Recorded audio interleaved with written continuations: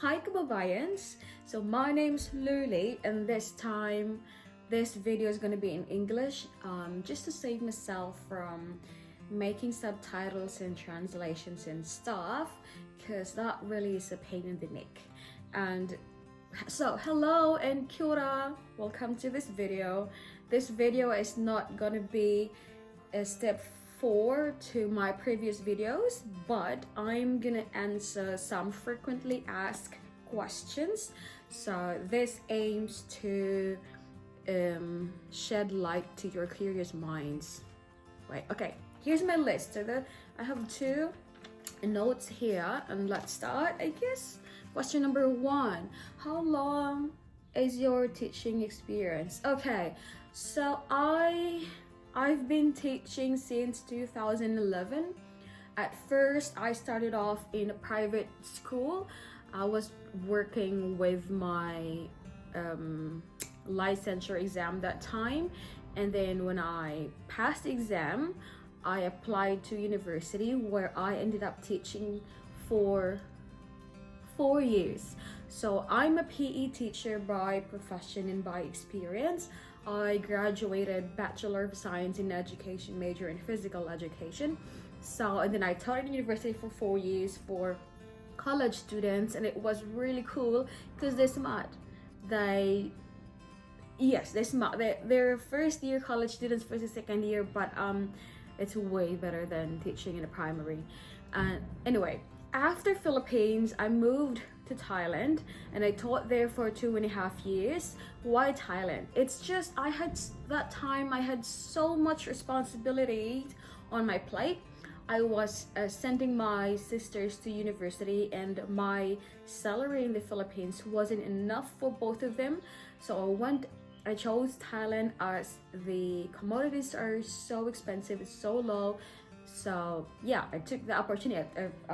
I took risks, and then it worked. It helped me. It gave me better life, better salary. Tip: if you're in Thailand right now and you're watching this video and you're working in a government school or an agency, quit that job and apply to an international school, because in international school in Thailand, it will give you double salary than what you're receiving right now. Just a tip, because that happens to me. So in Thailand, I worked as a PE teacher from grades 1 to 12, and I worked into different international schools there, and it was so cool because one of my schools offered me housing allowance, and then transportation to and from school, then breakfast, and then what else? I think that's all. And the salary was like way better than the principal salary in the Philippines. Okay, next question. Did I answer the question? Okay, so I think 1 year in a private school, 4 years in university, 2 years in Thailand, so I have 7 years of teaching experience. Sorry. Next, do you have an agency there in New Zealand? No. Everything, my videos 1, 2, and 3, I did all of those based on my personal experience. I had nobody before to ask about the certain processes and stages in the application process. So all that I did before was just reading and researching. Next, how long have you been there in New Zealand? Okay, I arrived here way back 2018 September, and that should be 2 years. Yeah, more than 2 years. And did you come to New Zealand as a tourist? How much was your expenses? Okay, yes, I came here as a tourist because when I was in Thailand, my partner's here in New Zealand, and we were having sort of a long distance relationship. And when I applied for a partnership visa, we didn't have the proof that we were living together because we never lived together. And so the Immigration New Zealand gave the decision and told us, although the relationship was genuine, you lack support that you were living together. So I was invited as a tourist, and then I took the opportunity. I reapplied as a tourist, and then I was granted a tourist visa. It's a 3-month tourist visa, so we used that 3 months to travel around New Zealand, took photos and photos and photos, proofs, and applied for some accounts that could prove us that we're really partners. Then how much? I'm not so sure how much was it. I think, as far as I can remember, I think you will need to show to Immigration New Zealand that you have at least 4,000 New Zealand dollars. That should be that you have. So when you come here, you have all the money to support you, along with your travels and foods and transports and accommodations and stuff. Next, how long? No, how long did you, maybe it means how long were you not working here in New Zealand? Maybe. Okay, so tourist visa for 3 months. After 3 months, I got my partnership visa, so which allowed me to work, but my partner, we decided not to work that time so I can process with my teaching registration, and it took me a total of 8 months to get my teaching registration. Why that long? Well, so it should be 5 months, because for 3 months I was a tourist visa. I had a tourist visa. For 8 months I took IELTS and failed. So I kept taking and failing, because I thought, when I was in Thailand, I thought, yeah, it's so easy, I can just take IELTS when I got there. But things were different. The pronunciation here is different, the accent is different than the American English that we're used to in the Philippines. So I battled so much with IELTS, and that made my application longer than I thought. Next question.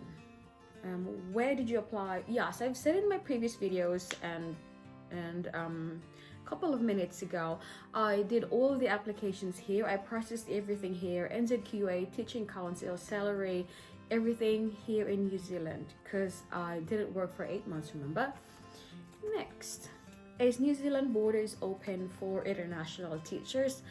I don't think so. I think New Zealand border is open for residents and citizens, but that shouldn't stop you from processing your documents. So why wait for the border to open when right now you can actually apply, no, not apply, but you can actually like secure your documents, like everything, put it together, have them certified, process everything. So when the border is open, boom, apply. See, save time and stress. Next. Does the lesson observation has to be an English subject? No. As I've said, I'm a PE teacher. All my documents are in PE, so there has to be some kind of a vertical alignment to your field against your line, your area. So yeah, I think that's it. It doesn't have to be in English. Well, okay. Additional information. I have my master's degree, so when I was teaching in the university in the Philippines, I was sending my sisters to college at the same time I studied my master's. So it's like, yeah, that's why I had too much on my plate. And then I finished my master's after 3 years of taking it. Then I flew to New Zealand, and then flew to Thailand, and then from Thailand I came to New Zealand. So coming here, I think I was assessed in NZQA, my qualification fit in level 9 NZQA because of my master's.